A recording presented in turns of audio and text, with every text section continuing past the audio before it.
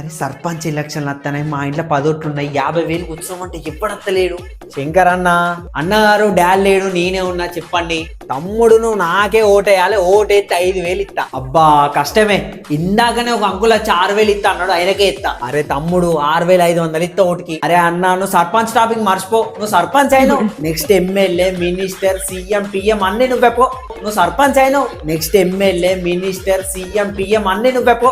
అన్న మన గుర్తేందే? అరే తమ్ముడు మన ఎలుగుబంటి గుర్తు. నేను సర్పంచ్ అయితే ఇంటికి ఒక ఎలుగుబంటి ఫ్రీ, నేను సర్పంచ్ అయితే ఇంటికి ఒక ఎలుగుబంటి ఫ్రీ. అబ్బా ఇక నీరైపోయేదాకా గుద్ద వాళ్ళు ఆగచ్చు. నాని ఎవర్రా మళ్ళా? ఎవరన్నా వేరే అంకుల్ వచ్చిండా సర్పంచ్ ఎలక్షన్ లాని? ఎవరు రాలే అంకుల్, మీరే ఫస్ట్ వచ్చిర్రు. అయితే ఓటుకు 6,000 ఇస్తాం అంకుల్. బయట టాక్ 6,500 నడుతుంది అంకుల్. 7,000 ఇస్తా, నువ్వు నాకే ఓటేయాలి. నువ్వు మర్చిపోయిగా ఈ గల్లీలో ఓట్లు మొత్తం నీకే పోయిగా. అయినా మన గుర్తేందే? రక్త పింజరా. మీరు ఒక్కసారి నన్ను సర్పంచ్ గెలిపిరి, ఊరు మొత్తం రక్త పింజరతో కాటేపిస్తా, ఊరు మొత్తం రక్త పింజరతో కాటేపిస్తా. ఒకవేళ మీ పైసలు తీసుకొని వేరే టోళ్ళు కోటైతే మీ రక్త పింజరతో మీరే కాటేపించుకుంటారా అంకుల్? మీ రక్త పింజరతో మీరే కాటేపించుకుంటారా అంకుల్?